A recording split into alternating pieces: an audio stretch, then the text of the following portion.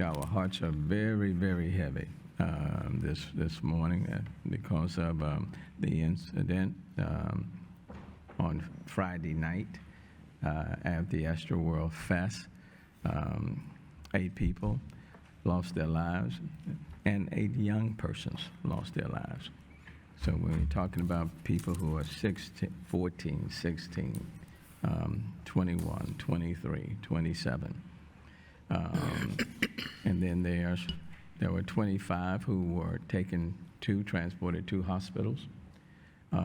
3 remain in hospitals, and 3 in critical condition. So we want to pray for those 3 and their families. Because not one of us is in their shoes. Those 3, not one of us in the shoes of those families who have lost loved ones. And there were people who came from all over to attend that event. So first and foremost, let's lift these families up. Okay, that's number one. That's priority number one. To lift these families up, to provide them whatever encouragement that we can provide them, to be very respectful of their space and their wishes, because that's important. Because I am sure they are still trying to process things in their own minds. So, but let's as a city, let's extend to all of these families our prayers and our support. In addition, there are many others who were there who remain traumatized. Okay, and again, because we're dealing in most cases a very young group who were there to attend a concert and to experience that event. That's something, and I've listened to several of them, that they are replaying over and over again in their minds. So whether persons are in the hospital or not, whether or not they had to be taken to a hospital or not, let's lift them all up. And I certainly want to encourage them to seek out any sort of assistance, counseling assistance, any sort of assistance that they need. That's very, very important. So first priority goes to the families. Second, to all individuals who attended the concert, and having to deal with it and replay all of that. And then, of course, and now is to drill down to get a full understanding of what took place. How did it happen? That is a question that remains on all of our minds. How did this happen? Where were the missteps? Okay, where were the failures? Where were the gaps? And we owe it to the family members, all of those who attended, and quite frankly, to the city as a whole. Yeah, to the first responders, all of them. Is how did this happen? What were the missteps? What were the failures? Where were the gaps? Wherever they may be. And quite frankly, yes, it occurred at NRG Park. It's a county facility, but quite frankly, people don't care where it occurred. Okay, when you lose a loved one, or you've got a loved one in the hospital, or people have been traumatized, to say, okay, this happened in the county, that doesn't do anything for them. But we do need to do a deep dive, and there are a number of investigations that are taking place. There's a criminal investigation that's moving forward. You've got a number of lawsuits that have been filed. There will probably be others that will be filed.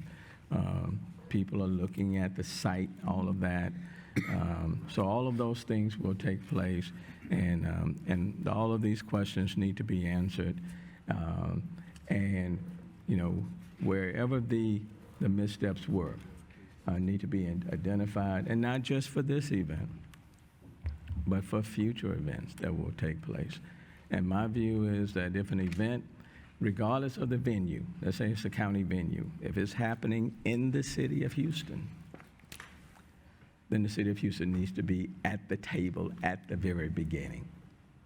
So if it's a county event or any other event, okay, if it's happening in the city of Houston, then the city of Houston, police, fire, special events, all need to be at the table at the very beginning, because in the end, we have to speak to it and be accountable for it if it's happening in our city. So all of those things need to take place, and they will take place. That's very important, because when people are invited to a venue, let's say in the city of Houston, they become our guests, okay? And quite frankly, I don't care what's happening, they become our guests. And we want them to leave like they have come and go back home safely, wherever they come from. So that's very important. It's critically important that those full assessments be made, and then we can determine what's the best course, how do we then proceed into the future. So you got to assess what happened here, okay?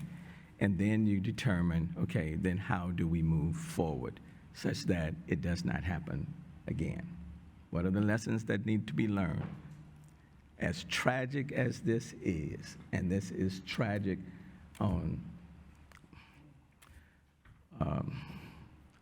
just a high level, because I will tell you, I flew in from Glasgow on late Friday night. And when I took my phone off of airplane mode, phone just blew up. And then I'm looking at it on my phone. Okay. So let's move forward. We'll having conversations even with the county. But from the beginning to the end, this whole event will be looked at very, very carefully, and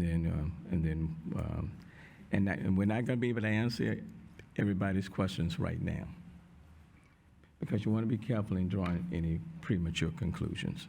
So as much as people want information, and they want that information right now, not all of the questions are going to be answered right now, but simply want to provide the assurance, especially to the families and to the people who are there, is that those questions will be answered, and they will be laid bare for people to see.